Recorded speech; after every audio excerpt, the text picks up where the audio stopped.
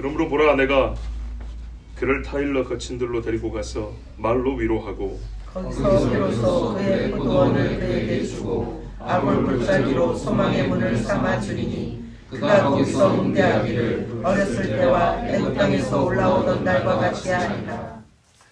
오늘 말씀에서 놀라운 것은요, 그러므로로 시작한다는 겁니다. 그러므로는 인과관계를 연결하는 접속사입니다. 접속을 시켜주는 거예요. 앞에 말과 뒤에 말. 어떻게? 원인과 결과로. 근데 앞에 보시면 하나님께서 이스라엘의 범죄에 대하여 경고하시고 심판을 예언하시죠. 그렇죠. 그러면 어떻게 해야 되죠? 그러므로 너희는 생고생을 할 것이다. 그러므로 너희는 죽을 것이다. 그러니까 인과관계가 논리적 인과관계도 있고 사실의 인과관계가 있어. 부딪혔더니 다쳤다라는 거죠. 그죠? 네가 뭐 한다고 했으니 뭐 해야 된다는 책임과 자기가 선행하여 한 말이나 행위에 대한 그런 결과 책임을 물을 때 하는 인과관계도 있는 것이고, 또 직접적으로 현실에서 일하지 않지만 책에서 우리가 볼 때 말이 이렇게 시작했으면 이렇게 결론을 내려야 되는 논리적 인과관계도 있는 건데, 이거는 우리가 예상하기 어려운 인과관계입니다. 무슨 말이냐면 앞에 하나님께서 너희 죄를 하나하나씩 하나님이 집어내셨다면 그러므로 너희는 얼마 동안 벌을 받아야 되고 얼마 동안 어디서 어떻게 팔려야 되고 이런 이야기 해야 되죠. 그것이 없다라는 게 아닙니다. 왜요? 호세아만 성경이 아니거든요. 그죠? 성경 전체로 보면 반드시 그 뒤따르는 형벌의 시간이 있습니다. 그런데요, 호세아에서의 놀라운 건 뭐냐면 그 형벌의 시간을 2장에서 그냥 바로 건너뛰었다는 겁니다. 그게 없다라고 부인하는 게 아니라 그 후에 있을 하나님의 구원과 회복을 그 크기와 우리가 깜짝 놀랄 만큼의 어마어마한 은혜를 바로 우리를 하여금 깨닫게 하고 느끼게 해주려고 그 중간에 벌받는 시간을 빼버리고 바로 심판 선고에다가 회복을 바로 붙였다는 얘기입니다. 뭔 말인지 아시겠습니까? 그러니까 너희는 죽을 거야. 어떻게 죽냐면 잘 들어. 그리고 앞으로 한 10장을 쫙 풀어갖고 얘기를 해줘요. 이방이 어떻게 사로잡힐 거고 어린애가 어떻게 매어침을 당할 것이고 왕은 어떻게 고생을 할 것이고 쫙 얘기해 준 다음에 그러나 내가 끝에 가서 너희를 완전히 버리지 않고 돌이킬 거야. 숨을 한참 참았다가 이렇게 되죠. 그런데요, 지금 호세아는 어떻게 쓰고 있냐면 그 과정이 없다는 게 아니라 그날에 있을 것이 한숨이 아니라요, 겨우 숨을 틔우는 게 아니라 환상적으로 그 놀라움과 기쁨을 우리에게 가르쳐 주려고, 야 다행이다가 아니라 완전 끝난 줄 알았는데 하나님이 마지막에 손 내밀어 주는구나, 다행이다가 아니라 이렇게 우리는 완전히 죽게 됐는데 바로 하나님의 손이 와서 팍 잡아주죠. 그러면 어떻게 해요? 깜짝 놀라죠. 따라하면서 와 주님이 이렇게 되죠. 이런 마음을 갖도록 하기 위해서 하나님의 구원에 대하여 다행이다가 아니라 환상적이고 정말 놀라운 감사를 드리게 하기 위해서 호세아는 바로 회복의 이야기를 심판 선고 뒤에다가 그러므로 붙여버린 겁니다. 그러므로의 논리적으로는 안 맞습니다. 그러므로의 논리에 안 맞는 일을 바로 뒤에다 붙임으로 해서 우리가 하나님께 받은 구원이 얼마나 큰지를 깨닫게 해주시는 겁니다. 자, 말로 이렇게 드니까 잘 모르셨죠? 물에 빠졌다고 생각을 해보세요. 물에 빠져가지고 죽었다고 푹 들어왔는데 갑자기 누가 머리 들고 쏙 빼는 거예요. 얼마나 감사합니까? 깜짝 놀라지만 그 놀란 것은 100번 1000번 겪어도 괜찮죠. 그런데요, 한 시간 내내 표류를 했어요. 빙글빙글 돌고 다니면서 힘 다 빠지고 이제는 죽었다.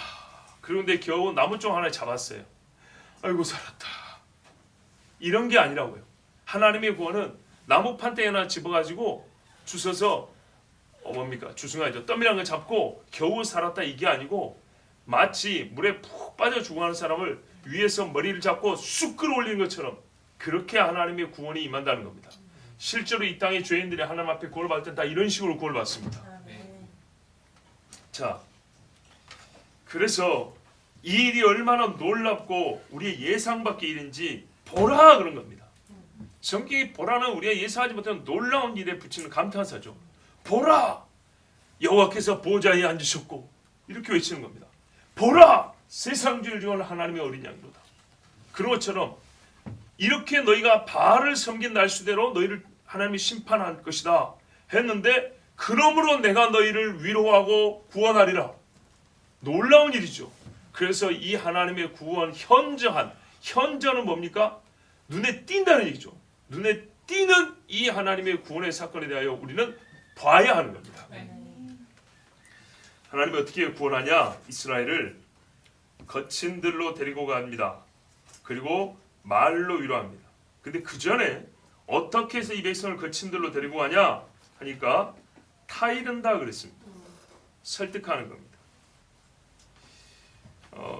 우리가 하나님의 말씀 조심해야 됩니다. 경고는 무시하고요. 타이른 것은 우습게 여기는 것. 건방진 그 자녀가 부모의 말을 이런 식으로 받아들이죠. 그렇게 하나님 말씀 받지 않기를 바랍니다. 엄마의 경고를 무시하고 타이르는 말은 좋게 말하니까 어떻게 해요? 우습게 여겨버리고. 그럼 못된 버릇을 가지고 성경을 읽으면 안 돼요. 아, 하나님이 바로 타일러 주시는구나. 아, 이거 뭐 별로 걱정할 거 없네. 이런 식으로 뭐 만든다 그랬어요. 자, 하나님께서 우리 죄인들을 구원하시는 방법이요, 그 예수께로 인도하는, 구원의 자리로 인도하는 방식이 크게 두 가지인데, 때리는 것과 타이르는 겁니다. 교만한 자는 때리고요, 한참 낮아져 있는 자는 타이릅니다. 자, 형벌을 받을 때 어떤 사람은 어떻게 해요? 꼿꼿이 고개를 듭니다. 그 사람은 더 맞습니다. 살리려고 살아있는 동안은 더 때립니다. 살아있는 동안에. 그런데 자기 죄를 하나님 앞에 경고를 받았을 때 엎드리는 사람은 어떻게 돼요? 잡아 일으킵니다. 그런 식으로 하나님이 구원합니다. 이스라엘에 대하여 하나님께서 잡아 일으켜서 구원하신다는 약속입니다. 항상 이스라엘을 때리기만 한 게 아닙니다. 바벨론 포로기에 끌려갔을 때 이스라엘이 하나님 앞에 망하고 벌을 받고 있을 때 하나님은 때리면서도 좋게 타이르는 일을 절대 멈추지 않습니다. 보십시오. 우리가 하나님 앞에 맞는 시간이 많은가, 타이름을 받는 시간이 많은가? 혹시 설교마다 여러분 맞는다고 생각하십니까? 이건 타이르는 겁니다. 하나님 앞에 진짜 맞으면 꼼짝도 못합니다. 무지하게 아픕니다. 숨도 못 쉬게 아픕니다. 지금 여러분 설교 듣고 좀 괴로운 거는 전혀 매맞는 게 아니에요. 이거는 타이르는 시간이에요. 왜요? 1시간 듣고 가면 잊어먹으면 그만이 아닙니까? 쉽게 말하면 그죠? 차 타고 가면서 집에 걸어가면서 그냥 던져보면 그만 아닙니까? 이 정도는 타이르는 거예요. 근데 매는요, 잊고 싶은다고 잊어지는 게 아니에요. 안 아프고 싶다고 안 아픈 게 아니에요. 잠을 못 자요, 아파서. 그죠, 여러분? 아프면 쑤시고 애려서 잠을 못 자죠. 하나님 앞에 맞으면 잠을 잘 수 있을 것 같아요? 손발이 오그라드는데 긴장해서 식은땀이 줄줄 흐르고 내일은 어떻게 살까? 잠을 못 잡니다. 지금은 타이름을 받는 시간이에요. 하나님은 때리기도 하지만 타이릅니다. 대부분의 우리 인생들은 사실 거의 타이름 가운데 살고 있습니다. 근데 그 타이름을 들으면 어디로 가야 되냐? 광야로 갑니다. 하나님이 타일러서 광야로 데려갑니다. 하나님을 찾고 만날 수 있는 환경적 특징이 있다는 것도 잘 아셔야 됩니다.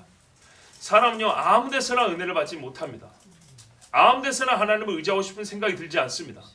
눈에 끌리는 것이 있고 입에 땡기는 것이 있고 귀가 솔깃한 게 있으면 하나님 찾을 생각 잘 하지 못합니다. 우리 세례 요한 때 언제 설교인지 모르겠는데 며칠 전에 했는데 세례 요한이 광야에 있었습니다. 광야로 사람들이 나갔습니다. 하나님을 만나고 싶은 사람은 광야로 가고 세례 요한은 거기서 외쳐야 외쳐지기 때문에 광야에 있었습니다. 자, 성경을 보면서 느끼는 게 있습니다. 봐보세요. 하나님께서요, 최초의 계시는요, 증언으로 주지 않고 직접 줍니다. 최초의 계시는 아담이 하나님을 직접 만납니다. 아담의 후손들은 아담에게 듣습니다. 모세는 시내에서 율법을 직접 받습니다. 후손들은 선조들에게 전해 듣습니다. 낭독하면 그걸 받습니다. 맞지요? 사도들은 예수님을 직접 받습니다. 그래서 사도라고 그랬습니다. 예수의 세례 받으신 때부터 십자가에 달리고 부활하시기까지 우리와 함께한 사람, 이 사람들이 증인이고 사도입니다. 그런데 그 다음 사람들은 어떻게 하죠? 사도를 통하여 봅니다. 그렇죠? 자, 부활을 먼저 본 사람도 있습니다. 부활을 먼저 본 사람이 있고 그 다음에 못 보고 들은 사람이 있습니다. 그런데 우리 주님이 요구하죠. 본 사람하고 똑같이 들은 너가 믿음이 있어야 한다고. 그래서 책망받은 사람이 누구죠? 모든 제자들 사실 제일 다 책망받지만 우리 기억에 남은 사람은 도마죠. 네가 본고로 나를 믿느냐? 보지 못하고 믿는 자는 복이 있다 그랬죠. 보지 않고 믿어야 된다는 얘기입니다. 엠마오마로 하는 두 제자도 안 봤습니다. 그런데 뭘 들었죠? 새벽에 무덤에 갔던 여자들이 하는 말이 세마포는 객혀있고 시신이 없더라. 돌도 굴려져 있더라. 천사가 와서 그가 부활했다고 말한 걸 우리가 들었다. 직접 본 사람들이죠. 자, 그 말을 들었으면 어쩌래요? 직접 보고 들은 사람처럼 믿어야 한답니다. 그렇죠. 그런데 우리가 지금 다 대부분 어떻게 해요? 바로 이 후자에 속합니다. 직접 본 게 아니고 전해 듣습니다. 근데 하나님께서 전해 듣는 우리에게 뭘 요구해요? 직접 보고 들은 사람과 같은 믿음을 요구해요. 이게 불가능할까요? 불가능하지 않을까요? 아니 이게 가능할까요? 불가능할까요? 가능하죠. 가능하고 그렇게 하는 게 더 복되기 때문에 그렇게 요구하신 겁니다. 자, 그런데 문제는요. 직접 보고 듣지 않은 사람들은 직접 보고 들은 사람만큼 잘 안 믿어요. 그러죠? 그러면 어떻게 해야 되죠? 왜 안 믿죠? 직접 안 보고 직접 안 들었으니까. 즉 나에게는 직접성의 환경이 조성되지 않았으니까. 그죠? 나에게는 그것을 직접 받아들인 것만큼 감각적으로 와닿지 않으니까. 말 그대로 내가 경험해보지 않았으니까 믿기가 어려운 거예요. 그런데도 믿으니까 그래서 복이 있는 거예요. 경험적으로 감각적으로 오감의 자극이 안 되는데도 믿어진다. 그걸 믿어서 죽기까지 복종한다. 이것은 엄청난 믿음이죠. 그러니까 보지 않고 믿는 자가 복되다고 말씀한 거예요. 자, 그런데 이 모든 말씀에서 바탕이 되는 사실은 뭡니까? 사람은 안 보면 잘 안 믿고 안 들으면 잘 안 믿는, 직접 안 들으면 잘 안 믿는다는 얘기예요. 자, 그래서 우리 주님이 믿게 하려고 직접 보지 않고 직접 듣지 않았지만 믿게 하려고 우리를 어떻게 인도하시냐? 유사한 환경으로 이끄십니다. 유사한 환경. 그럼 봐보세요. 요한계시록이 왜 여러분 은혜가 없는지 아세요? 예배당에서만 들으니까 그래요. 요한계시록이 왜 사람 이야기처럼 들리는지 아세요? 책상머리에 앉았고 이렇게 읽으니까 그래요. 여러분 화산 폭발하는데 그 밑에 가서 한번 읽어보세요. 어떻게 들리는가? 예? 요나가 그냥 왜 문학으로 들리는지 아세요? 집에는 소파에 앉았고 흔들면서 읽으니까 텔레비에 돌려가면서 그렇게 설교 들으니까 요나가 안 들리는 거예요. 풍랑 가운데 배를 타고 폭풍을 뒤집어 쓰면서 한번 펼쳐 읽어봐 보세요. 그게 들리는가 안 들리는가? 들립니다. 땅이 진동하고 유배를 당해가지고 정말 아무도 없는 데서 초가집 하나 짓고 옛날 조선시대 같이 누구 한 사람 쌀 한 톤 안 갖다 주는데 내가 먹을 것이 없어요. 거기서 하나님 앞에 기도를 하고 주일을 지켜서 예배한다고 무릎 꿇은 유배생활 3년차 때 요한계시록 한번 읽어보세요. 들리는가 안 들리는가? 예수께서 오신다는 이야기가 소망이 되는가 안 되는가 한번 읽어보시라고. 너무 편해서 안 들리는 거예요. 인정하십니까? 하나님의 말씀이 이게 무슨 뭐 그런 뜻이니 뭐니 이러고 끝나는 정말 우습게 하나님을 여겨버린 이유가 뭐냐? 우리가 이 말씀이 최초로 주어진 최초로 받은 자는 직접 주님을 만났단 말이에요. 그런데 직접 주님을 만난 그 경험 가운데서 말씀을 받았어요. 사무엘이 직접 이 하나님의 말씀에서 하나님의 음성을 직접 들었다고요. 골리앗 앞에 직접 다윗은 서봤단 말이에요. 근데 그것을 우리가 안 해봤지만 믿음이 필요한데 언젠가 우리에게 그런 게 있을 수 있고, 그런데 우리가 왜 이 말씀을 들은 그 순간에는 믿음도 안 생기고 하나님의 말씀이 그렇게 중하고 무겁게 안 돼가고 오냐? 우리가 너무 편해서 그래요. 그걸 원하지도 않아요. 여러분 다니엘처럼 한번 사방이 기도하지 못하게 하는 사람들 가운데서 한번 예배 드려보세요. 자, 지난 1년간 어땠어요? 그 전에 예배 드렸지만 여러분 예배 귀한 줄 아시겠죠? 조금이라도 아시겠죠? 토굴에 요리하며 동굴에 숨어가며 골짜기에 숨어가며 밤에 촛불 들고 몰래 가서 숨어서 예배 드리는 사람들, 그 심정을 이제 조금 알겠죠? 히브리서 11장에 세상에 감당하지 못할 사람, 우리가 거기 이제 첫 발 정도 내린 것밖에 안 되는지 좀 감을 잡겠죠? 왜 예배 했는지 의식적으로, 그러니까는 머리에 하나의 사고로서 신앙 관념으로서 예배가 중요하지 이게 아니라 정말 어려움 중에 예배 한번 드려보니까 알겠죠?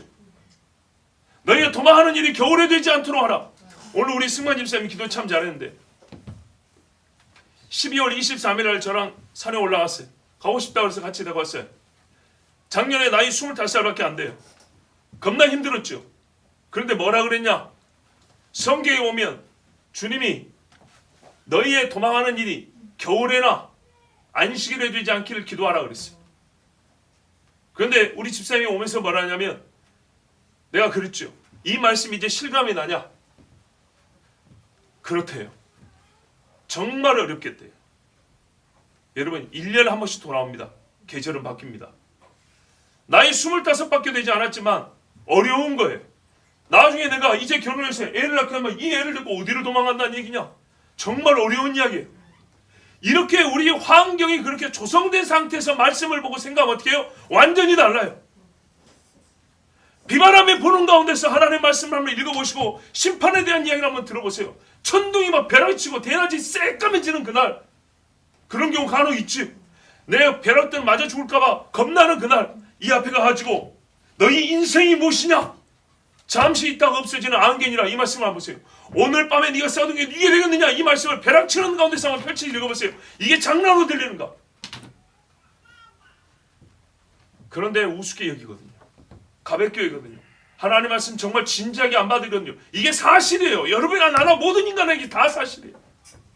하나님이 요구하는 정도만큼 미치지는 못해요. 그 빛을 올리지 못한다고요. 요 밑에만큼에서 듣고 만족해요. 오늘 요 정도 은혜, 요 정도 감동이면 오늘 예배 잘 드렸어 이러고 마친다고요. 하나님이 받으라고 하는 감도 있어요. 하나님이 혼인식까지 원하지 혼인식장 앞에 와서 돌아가는 걸 원하지 않는단 말입니다. 그래서 하나님이 어떻게 하냐? 듣기만 하고 믿어야 되는데 믿음이 약하기 때문에 우리 환경을 처음 계시를 받은 사람이 겪었던 그 환경 비슷하게 조성을 해줍니다. 그러므로예요. 바로 이게 그러므로예요. 너희의 죄로 말미암아 완전 죽없어져야 되는데 하나님이 한번 기회를 주는데 어느 정도까지 기회 주냐? 그냥 들려주기만 더한 게 아니라 환경 자체를, 이건 거의 마지막으로 생각하시면 돼요.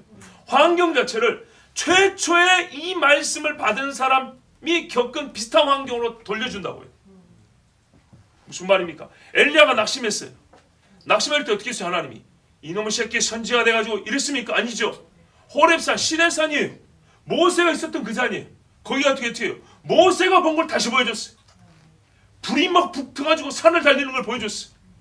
그 광야에 모였던 사람들이 홍해를 왔단 말이에요. 바람이 어떻게 해요? 물을 가르고 왔죠. 예, 바람이 돌을 날려서 바위를 막 날려버리는 것을, 땅이 흔드는 것을, 옛날에 조상들이 이 자리에 오기까지 겪었던 걸 엘리야에게 그대로 보여줬어요. 다 본 거예요. 다 들은 거예요. 그런 다음에 세미한 음성을 들려줬어요. 그리고 말 그대로 엘리야를 위로했어요. 위로하고 다시 세워줬어요. 그 비슷한 환경 가운데 엘리야는 있기를 원했어요. 그가 하나님을 완전히 버리고 싶어서 그런 게 아니라 모세처럼 하나님 만나려고 자기도 신의 산에 올라간 거예요. 여러분, 앞선 사람들의 본을 따르세요. 내가 이렇게 낙심되고 어려울 때 어디로 가야 되냐? 이 백성이 우상을 숭배하고 주할 때 모세는 어디로 갈 거냐? 신의 산에 올라갔다고. 이세벨의 손을 피했지만은 도망가려면 외국으로 가야죠. 다시스로 가야죠. 근데 엘리야는 그러지 않고 호렙산으로 왔어요. 호렙산에 와서 모세처럼 하나님을 만나고 싶었는데 하나님이 어떻게 해요? 나는 너희를 찾고 너는 나를 찾고. 그래서 하나님이 모세와 그 수백 년 전에 조상들이 경험했던 그것을 그 산에서 그대로 다시 엘리야가 경험하게 해주셨어요. 그리고 말씀해 주니까 엘리야가 다시 일어섰습니다. 이래요, 하나님이. 그러면 우리가 때로 간혹은 좀 지혜로운 사람은 뭘 기도해야 되냐? 힘들긴 하지만 하나님, 이 사람이 받은 은혜를 나한테 주세요. 이렇게만 기도하면 좀 약하고요.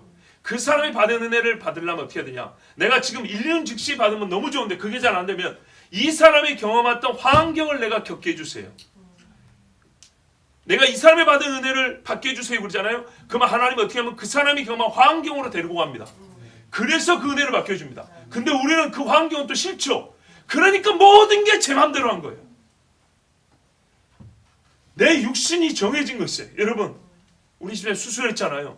수술하는데 내 생각 같으면 안 아팠으면 좋겠어요. 안 찢었으면 좋겠고, 마취도 안 했으면 좋겠고, 안 굶었으면 좋겠고, 병원에 입원도 안 했으면. 그래갖고 됩니까?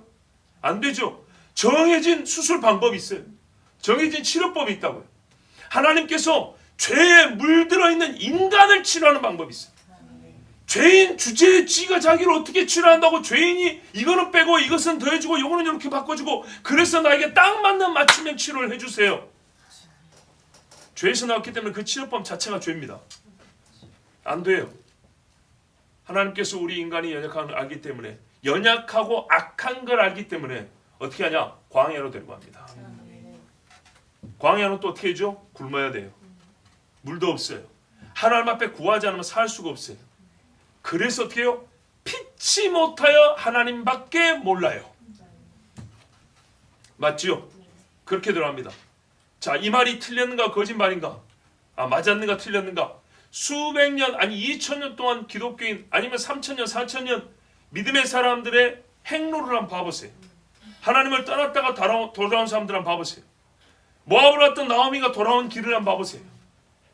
다윗이 피신 갔다 돌아온 그 길을 한번 찾아보세요. 인간의 본성이 변하지 않기 때문에 똑같습니다.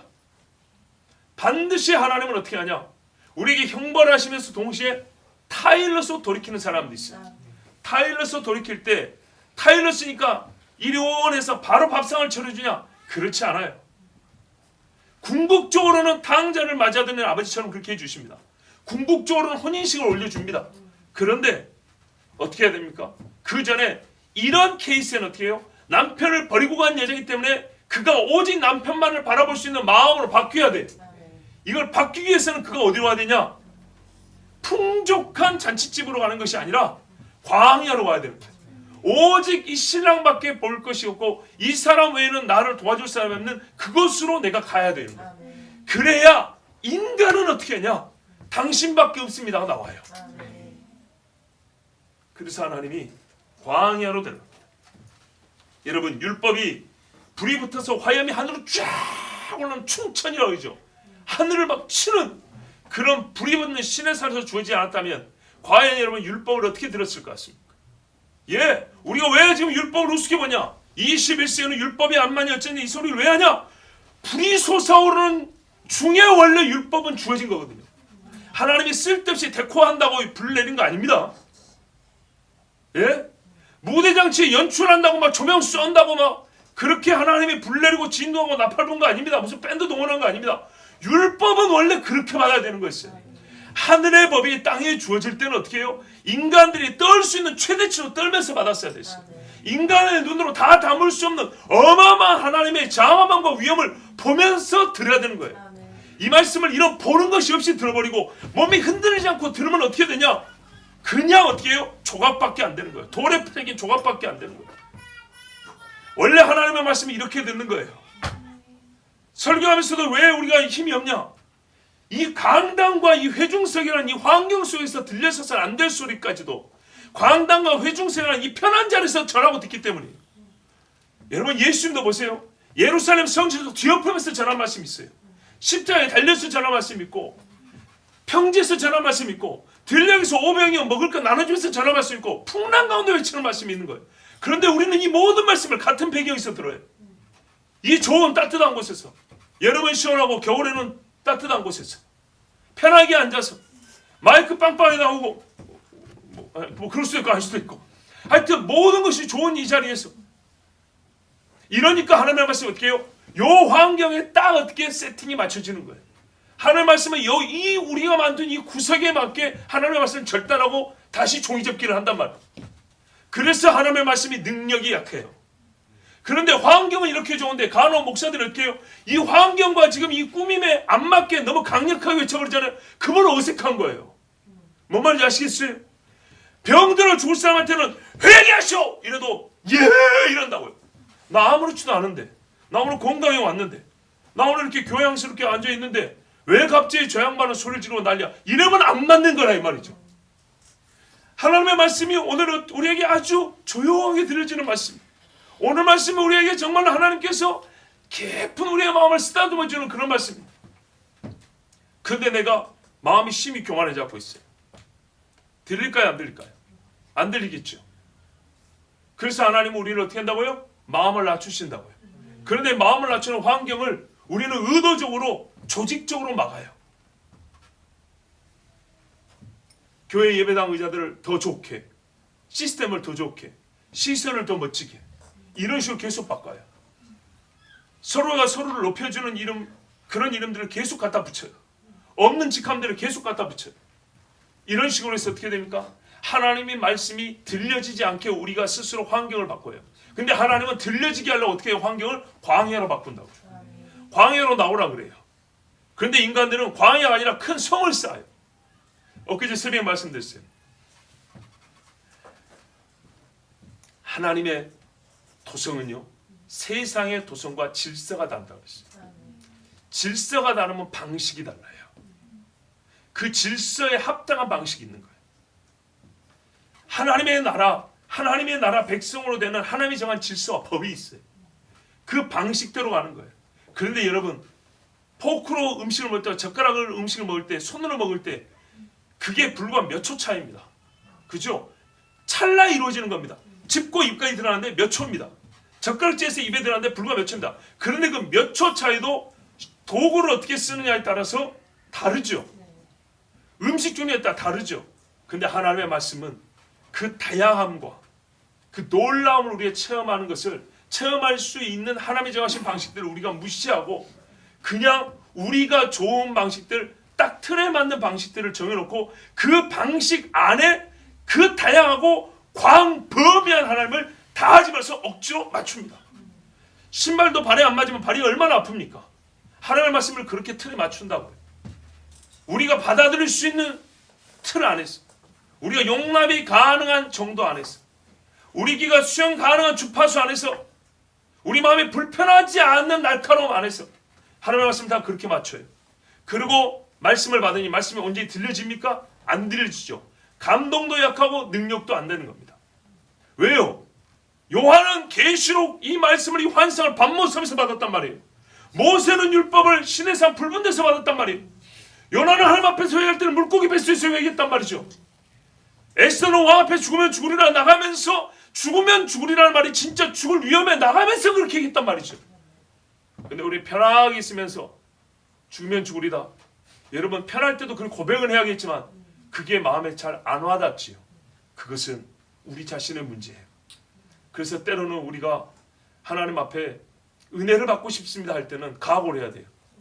네가 정말 은혜를 받고 싶니? 그러면 그 말씀을 직접 들었던 사람과 같이 같은 은혜를 받고 싶다는 얘기지. 오케이, 좋았어. 그러면 내가 꼭 그 환경을 만들어줄게. 왜? 너는 죄인이고 악해가지고 그 환경이 안 되면 은혜를 못 받는 사람이야. 하나님이 아세요. 이건 설교하는 나와 똑같아. 내가 경험을 해봅니다. 나 역시도 경험합니다. 여러분도 마찬가지입니다. 경험을 해보면 알고요. 하나님께서 우리를 연약한 줄 알기 때문에 매번 경험하기 하지 않습니다. 왜요? 전에 듣고 전에 듣게 하신다고요. 그러나 전에 듣고도 믿지 못할 때 아직 하나님이 은혜를 더 주셔야 될 때는 경험하게 하시고요. 또 어떤 이는 원합니다 하면 하나님이 경험하게 해줍니다. 이스라엘 백성은 너무 약했어요. 너무 악하고 약해서 벌을 약해서 하나님의 말씀을 들을 환경 안에 스스로, 하나님의 말씀을 들을 수가 없어요. 그래서 하나님께서요 들을 수 있는 환경으로 인도해 준다고 그랬어요. 거기가 광야입니다. 자, 광야로 갔더니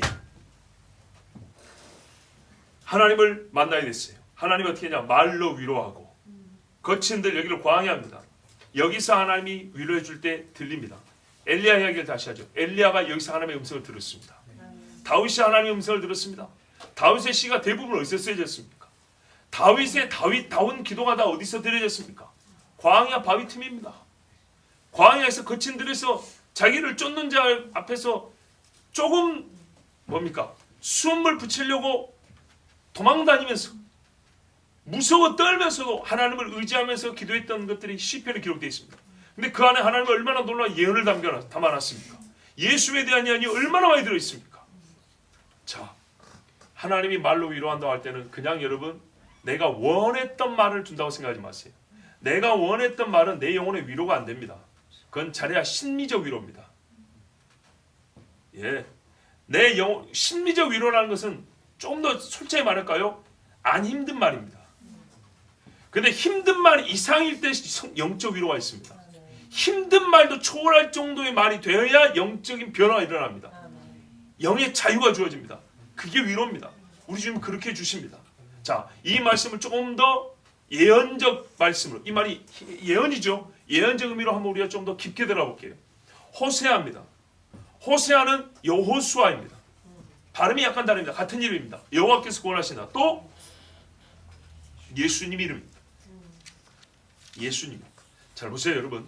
마을로 유라는데 무슨 일이 일어나냐? 뒤에 가보면 포도원을 준다고 돼 있어요.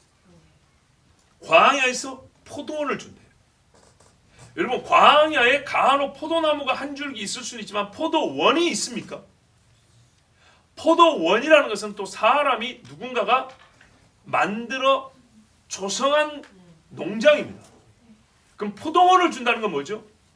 광야에 있을 수 없는 포도원이 그들에게 주어진다는 건 하나님이 광야에다 포도를 만든다는 얘기입니다.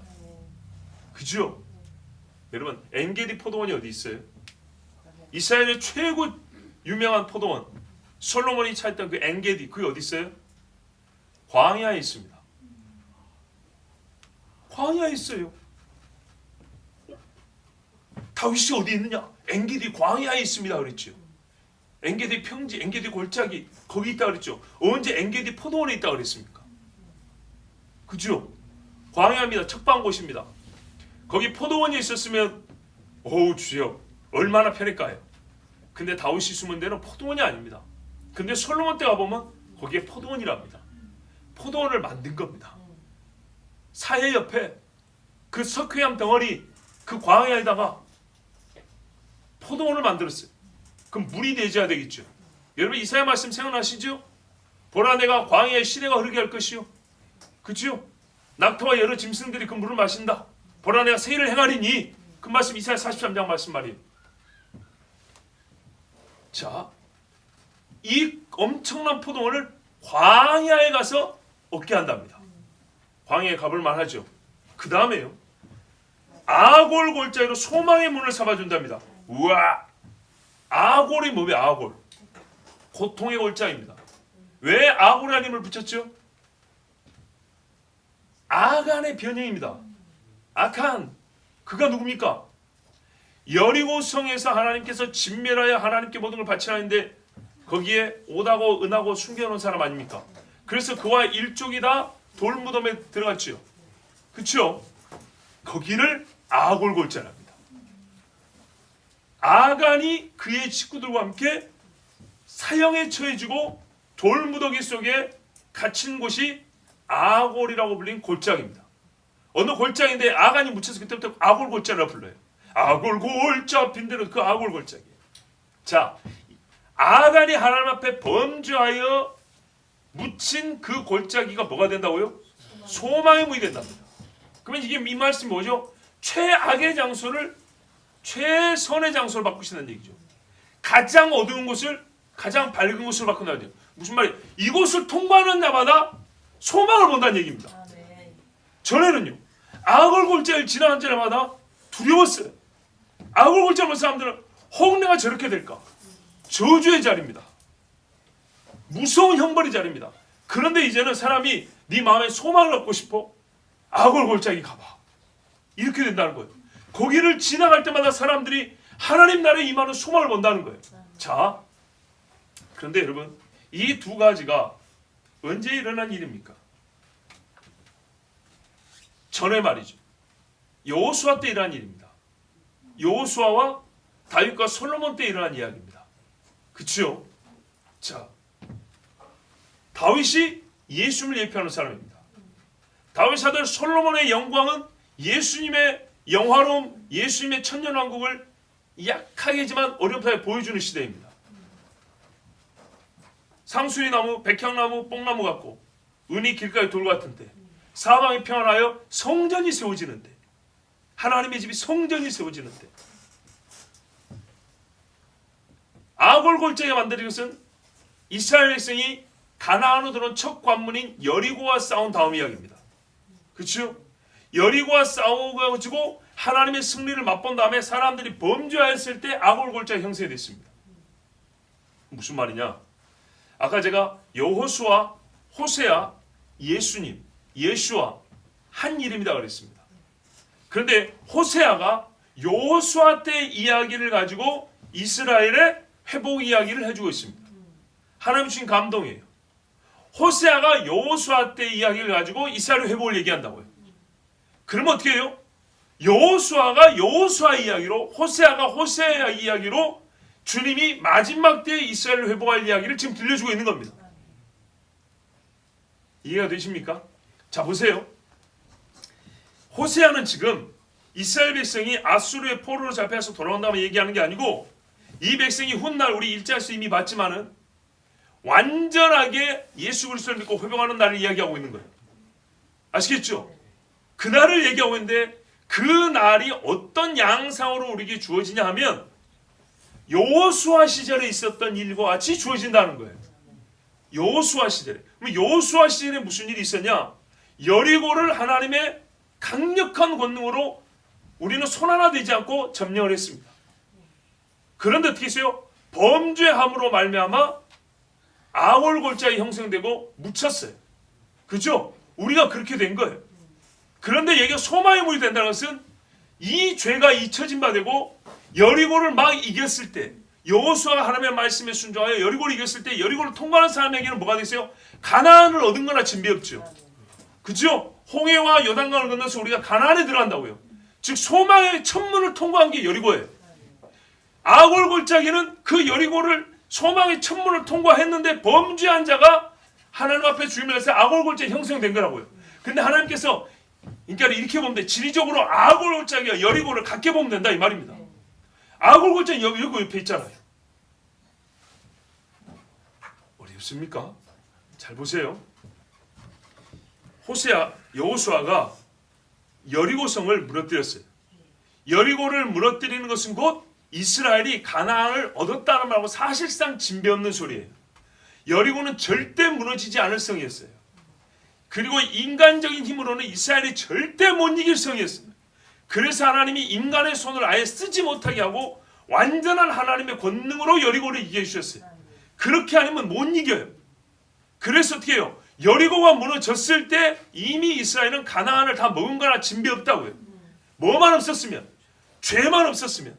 그래서 그 죄 때문에 딱 한 번 고통을 당했는데 그게 바로 아간의 범죄로 말미암아 약하디 약한 아이성을 못 먹었어요. 왜요? 죄는 이런 거예요. 근데 아골 골짜기에서 아간을 형벌을 주고 난 다음에 어떻게 했죠? 그 뒤부터는 1패도 없이 계속 나왔어요. 그러면 아간의 범죄만 없었으면 처음부터 한 번도 지지 않냐고 계속 이겨나갔을 거예요. 그 말은 여리고는 뭐예요? 첫 관문이자 이미 종점에 다다른 것과 같죠.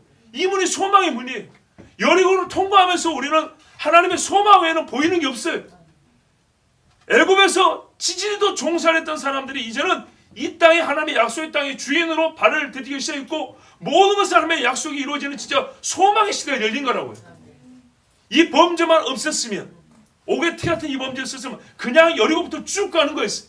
근데 하나님 지금 뭔 말씀하세요? 여호수아 시대에 원래 그렇게 가야 되는 거예요. 원래 그렇게 가야 되는데 어떻게 했어요? 아간으로 말미암아 아골 골짜기가 만들어졌다 이 말이죠. 근데 이 아골 골짜기가 없어버리면 어떻게 되죠? 쭉 가는 거죠. 원래 쭉 가야 됐던 것이고 바로 그 말이에요. 그날에는 내가 너에게 장가드는 그날에는 어린 양의 혼인잔치에는 그날에는 어떻게 했냐? 멸망했던 이스라엘과 수많은 사람들에게 핍박을 당하는 이스라엘들이 아골 골짜기가 없이 여리고에서 바로 쭉 들어간 것처럼 그렇게 너희가 이스라엘 이 하나님이 주신 이 약속의 땅을 소망의 문을 통과하고 소망의 땅으로 받는다 그런 말씀이에요. 그 정도 되려면 어떻게 해야 될까요? 죄를 완전히 씻어야 됩니다. 그래서 스가랴 13장 2절에 그날에 죄를 씻는 샘물이 흘러나린다 그랬어요. 그러지 않고는 안 돼요. 왜? 아간의 범죄가 있으면 안 된다니까요. 아간의 범죄가 있으면 아골골죄에 따라 붙는단 말입니다. 근데 이 아간의 범죄가 정결화되고 원래 없었으면 또는 있다 하더라도 현재 지금 이스라엘이 있는 거잖아요. 그러면 어떻게 해요? 이것이 잊혀지는, 아까 우리 찬송을 그랬죠. 하나님 죄를 잊어버린다고. 그러면 잊으려면 어떻게 돼요? 이게 없어지려면 완전한 회개를 해야 되는 거예요. 바로 그날 너희가 완전한 회개를 하는 그날. 근데 사람이 회개를 하니까 어떻게 하나님이 환경을 조성해 준다고요. 광야로 데려간다. 광야로. 광야로 들어서 하나님 앞에 완전한 회개를 하면 너희에게 새로운 눈이 열릴 것인데 아골 골짜기, 여리고 옆에 아골 골짜기가 원래 아간이 범죄하지 않았을 때 통과할 문, 소망의 문이 되어버릴 거라는 거예요. 가나안에 처음 들었을 때 누굽니까? 그 뭐죠? 갈렙과 여호수아가 봤던 그 포도원 다 잃어버렸는데 그 포도원을 준다는 거예요. 근데 그 포도원도 이스라엘 평원에나 있었지. 이스라엘 평원 같은 데 있었지. 광야에는 그런 포도원이 없었어요. 그런데 원래 너희가 여호수아 시절에 말을 잘 듣고 나에게 순종했으면 어떻게 되냐? 너희 가는 곳곳마다 내가 샘물이 터져 나오게 해서 이삭 봐보세요. 가는 데마다 샘물이 터져 나오잖아요. 그래서 100배의 수확이라 있죠. 마찬가지예요. 다윗의 시절이 되니까 어떻게 했어요? 엔게디 지역의 광야가 솔로몬 시대까지 이어가면서 포도원이 세워진단 말이에요. 하나님의 말씀에 순종하는 자와 하나님을 사랑하고 하나님의 집을 위하여 살았던 사람이 왕이 되는 시절에는 광야에 포도원이 세워지고 거기에 염소떼를 풀어 키워요. 그렇게 해준다는 겁니다. 다윗의 시대가 되면 여호수아의 시대, 여호수아, 호세아, 예수아, 곧 본래 여호수아가 다스렸던 그 시대가 되면 너희에게 여리고 아골 골짜기 그 지경은 소만의 문이 될 것이고, 예수와 예표하는 다윗, 솔로몬 바로 그때와 같이 너희에게 광야의 포도원을 만들어 줄 것이다. 얼마나 좋아요. 요 약속을 어디서 한다고요? 광야에서. 요 음성 듣고 싶으면 어디로 가야 돼요? 광야로 가야 된다고요. 겸손한 자는 일상생활의 편한 중에도 하나님 앞에 광야를 걷는 것처럼 살아요. 그러면 그 사람은 충분해요. 그런데 대부분 우리가 어떻게 해요? 광야를 걷는 것처럼 못 살고 광야를 진짜 걸어가 봐야 광야를 걷는 것처럼 살아요.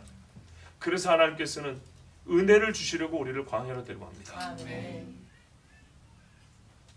근데 이 은혜를 답으로 들을 땐 좋은데요.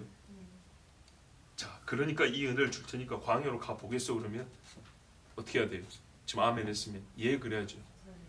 근데 예가 잘 안 나와요. 그래서 은혜를 다 못 받는 겁니다. 그래서 은혜를 못 받아요. 입을 크게 열면 하나님이 채워준다 그랬잖아요. 입을 안 크게 엽니다. 그래서 은혜를 못 받습니다. 간절히 찾고 찾으라 그랬잖아요. 자, 우리가 하나님을 얼마나 찾는가 한번 봐보세요. 하나님이 어느 정도를 원하실까요? 부르라 그랬어요. 구하라 그랬어요. 얼마나 구할까요? 한 가지 주제로 여러분 1년 내내 올해 여기 기도 제목을 쓰셔가지고 계속 돌아가면서 기도하고 있는데 기도 제목 보면 은혜가 되기도 하고 참 좋습니다. 그런데 여러분 이것도 여러분 지속적으로 잘 안 되죠. 그렇죠? 봐보세요. 기도를 함께 해달라고 부탁하는 것도 잘 안 되고 내가 작년에 하나님 앞에 기도했던 게 분명히 아직 성취가 안 됐는데 올해 기도할 마음이 안 생겨서 내 스스로 지쳐서 까먹어버리는 것들 많죠. 우리 사람이 그렇습니다. 우리는 사람이기 때문에 사람에 대해서 제일 잘 알아요. 인간학 수업 안 받아도 돼요. 우리가 그냥 서로 보면 인간이 누군지 어떤 존재인지 다 보여요. 우리 그래요. 그런 인간을 하나님께서 다루시는 법을 아신다. 우리가 어떻게 하나님 앞에 가까이 나올 수 있는지 하나님이 아세요. 제발 하나님 내가 생각할 때는 이렇게 해주시면 될 것 같아. 그런 소리 진짜 하시면 안 돼요. 절대 그럴 거 하나님 못 만납니다.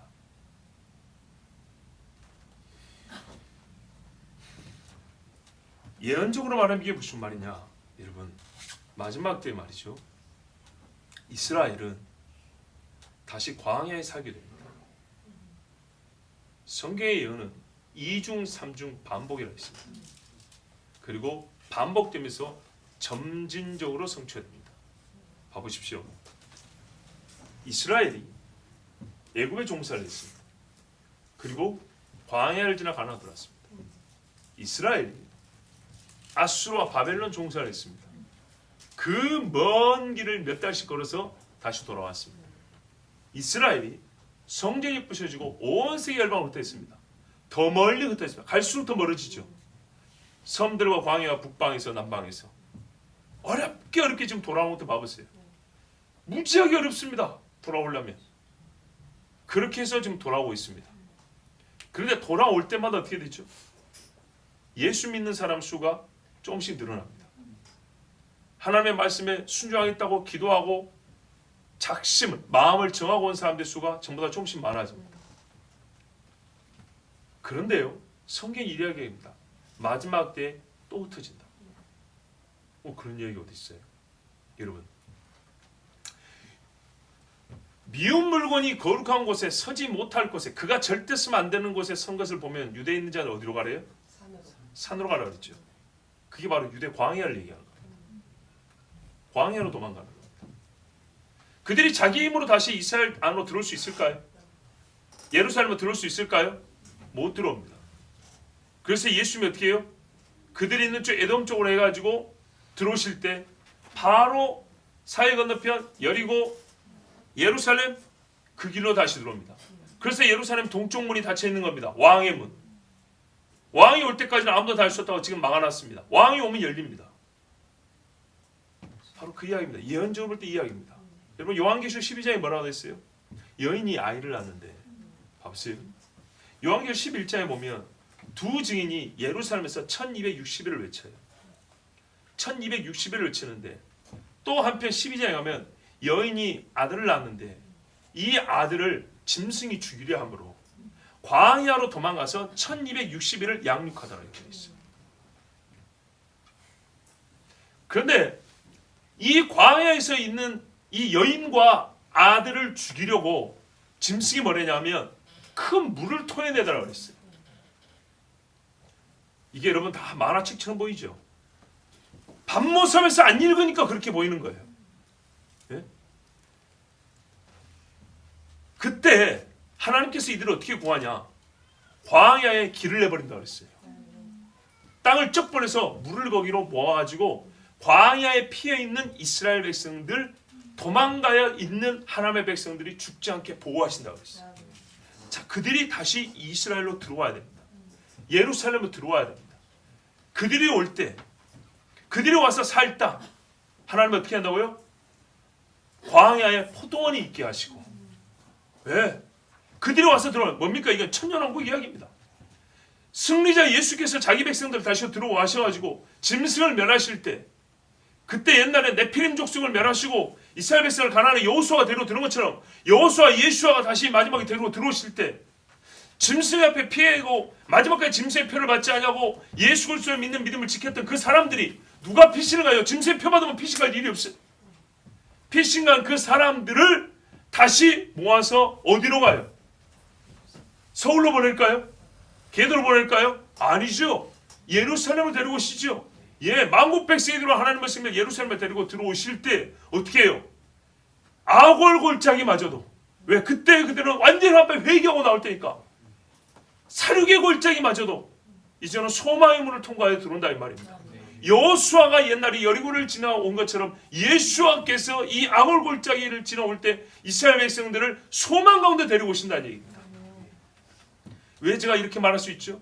호세아서는 아직 성취되지 않은 말씀이고, 호세아서는 마지막 있을 일을 예언한다는 것에 대한 우리가 이미 지식을 갖고 있고 확신하고 있기 때문입니다. 그날에 내가 너에게 장가 되는 그날에 이스라엘이 언제 하나님과 혼인식을 올렸습니까? 보세요. 이것도 반복입니다. 첫 번째 혼인식을 어떻게 했어요? 시내산에서. 두 번째는요, 예수님이 뭡니까? 이스라엘 백성과 함께 그 정원식이죠. 이건 정원식이. 이스라엘 12사도와 함께 성만찬할 때, 그리고 혼인식은 주님이 오실 때라 그랬어요. 그러면 우리는 예수님하고 일 없이 두 번 결혼한 거예요? 그게 아니죠. 우리가 깨버린 겁니다. 인간이 깨버린 것을 하나님께서 다시 시작하신 겁니다. 예. 그렇게 해서 모든 이 하나님의 언약이 반복하면서 완성을 향해 나가죠. 그래서 그 혼인이 반복이고 약속이 반복이고 하나님의 구원의 행위가 반복적이면서 그 안에 우리의 죄도 반복이죠. 그렇게 반복하면서 우리는 후자의 뒤에 속한 상황 앞의 것들을 보면서 우리 다음에 있을 일을 미리 보고 깨닫는 겁니다. 그리고 우리가 그때 어찌해야 할 바, 예전에 광야를 살았던 사람들 중에 죽임을 당한 사람이 설 것이냐, 아니면은 믿음을 가지고 가나안에 들어간 사람이 될 것이냐, 옛날에 예루살렘에 성전이 있었지만 거기서 도둑질하던 사람들 같이 서 있을 것이냐, 아니면 마지막에 기도하던 시몬과 안나처럼 그렇게 서 있을 것이냐, 이거는 우리의 믿음에 달려 있습니다. 오늘 시간이 많이 가서 15절까지만 보겠습니다. 이때 이스라엘 백성들이 우리 주님이 이렇게 아골 골짜기도 소망의 문이 되게 하고 광야도 포도원이 되게 하실 때 이스라엘 백성이 어떻게 거기에 대하여 반응하냐면 응대하기를, 그러니까요 응하여 대하는 것이죠. 한자 표현이죠. 어렸을 때와 같이 하리라. 여기서 어렸을 때 애굽에서 올라오던 날 바로 그 이야기입니다. 그때 어떻게 했죠? 이스라엘 백성이 홍해를 갈라주니까 소고치며 춤추며 노래했죠. 그렇습니다. 가나안에 처음 들어왔을 때 했어요. 나팔을 불었습니다. 그렇게 한다는 얘기입니다. 자, 아까 예언적 의미가 있다고 그랬죠? 훗날의 예언을 보죠. 왜? 그날이 아직 않았기 때문에 이거는 우리가 그 예수께서 오실 날로 이 말씀은 연결하여 확장하여 이해를 해야 됩니다. 요한계시록 15장에 뭐라고 됐어요? 그때 사람들이 짐승의 표를 받지 않고 짐승에 경배하지도 않고 예수 믿음과 하나님의 계명을 지킨 그 사람들이 어떻게 했다고 그랬어요? 모세의 노래를 불렀다고 되어 있어요. 새 어린 양의 노래를 불렀다고 되어 있어요. 바로 그 말이에요. 그날에 이르러서 이 백성들은 어떻게 해요? 아, 옛날에 모세가 불렀던 그 노래 어떻게 하죠? 모세가 경험했던 것처럼 구원을 받았거든요. 홍해와 요단강에서 물이 우리를 엄몰하여 죽어야 되는데 그 짐승이 토해낸 물까지도 하나님이 다 마르게 했단 말이죠. 다 땅이 삼켜버리겠어. 그리하여 우리를 구원해 주시오. 우리는 마른 땅 가운데서 주의 집으로 나갈 때 우리가 부를 노래가 뭐예요? 모세의 노래, 어린 양의 노래입니다. 이야, 이와 같은 일이 아직 이스라엘에 있지 않았습니다. 앞으로 있습니다. 여러분, 첫 번째로 이 말씀은 이스라엘에게 주신 말씀이에요. 그런데 저는 이 말씀을 이렇게 은혜를 받으면서 감격적으로 읽으면서도 한편 의문이었어요. 수없이 설교해놓고도 오늘 새삼스럽게 의문이었어요. 근데 이것이 주님, 한국 사람이 나하고 뭐 얼마나 그렇게 크게 관계가 있습니까? 여러분 중에 가끔 그런 생각하실 분이 있을 건데 설교하는 목사님 저도 이런 생각이 가끔 들어요. 오늘따라 유독 그런 생각이 들더라고요. 얼마나 지금 여러분 놀랍습니까? 그렇죠? 놀랍고 제가 말을 잘 못해서 그렇지 참 감격적인 말씀이거든요. 심판을 받아 죽어야 되는데 그러므로 내가 너희를 타이르면서 광야에 들어서 다시 옛날에 출애굽한 것처럼 다시 시작해 준다.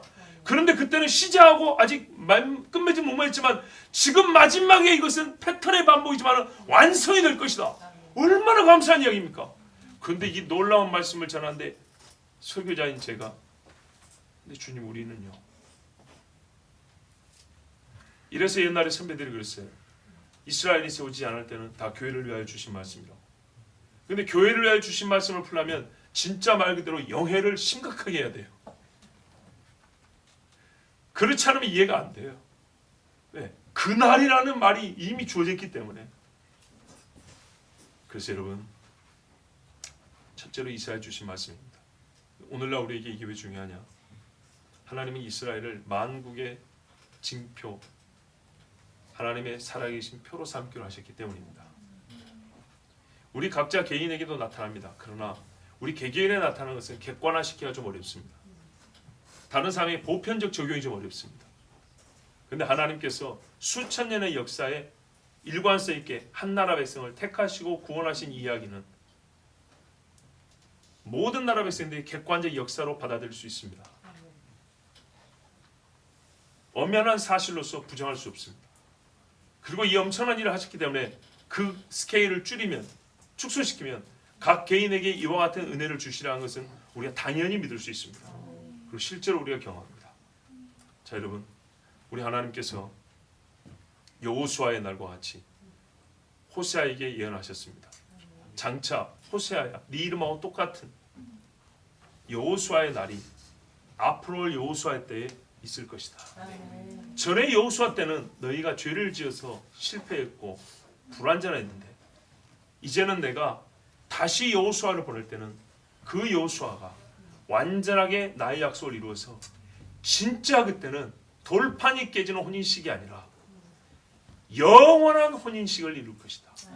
영원한 혼인 언약을 맺어서 너희에게 영원토록 정의와 공의와 신실함과 믿으심으로 너희와 함께하고 인자와 긍휼로 너희와 함께하리라. 이게 하나님의 약속입니다. 이 약속이 이루어질 날 얼마 남지 않았습니다. 사실 이미 이루어지고 있고 완성이 얼마 남지 않았습니다. 근데 그 전에 여러분 이 엄청난 약속을 우리가 이미 소망을 갖고 환난을 겪을 준비를 해야 됩니다. 사실 소망을 갖지 않고 환난을 겪으면 다 무너집니다. 이 엄청난 소망을 우리 마음에 받은 바 된 다음에 환난으로 들어가면 핍박 가운데 들어가면 견딜 수 있습니다. 예수님께서도 뭐라 그랬습니까? 너에게 때가 이르기 전에 미리 말한다고 그랬습니다. 미리 말해둔 것은 그때가 이르면 너희가 생각나게 하려 함이라. 생각나는 게 왜 중요하죠? 미리 말했다. 생각이 난다는 것은 그 이후에 있을 구원의 완성에 대한 믿음도 갖게 하기 때문에 그 환난과 핍박을 이길 수 있다고 말입니다. 여러분 이스라엘 중에 그래서 남은 자가 있을 것이고 우리 중에는 더 많은 남은 자가 있게 됩니다. 오늘 우리에게 주신 이 말씀 직접적으로 나온 무슨 상황이 있는가? 예, 하나님께서 우리 각자를 구원하실 때도 이렇게 구원하셨고요. 하나님께서 이스라엘을 구원하시는 길도 약속하신 이 길밖에 없습니다. 왜냐하면 하나님의 질서는 딱 한 가지고 그 질서는 세상의 질서와 다르기 때문에 방식도 이미 정해진 한 가지입니다. 그러므로 여러분 하나님이 하실 일을 기대하면서 준비하십시오. 그날에 저 멀리 떨어서 방관자 되지 마시고 주님이 계신 그곳에 우리 모두가 있길 바랍니다. 우리 함께 기도합니다.